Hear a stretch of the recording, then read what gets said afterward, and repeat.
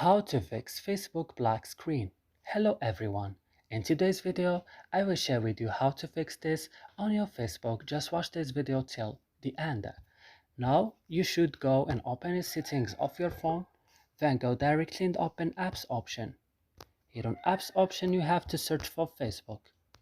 Open Facebook like this and click on storage. Here on storage, go to the last button, clear data, click OK, and then back and click on force stop and click also OK.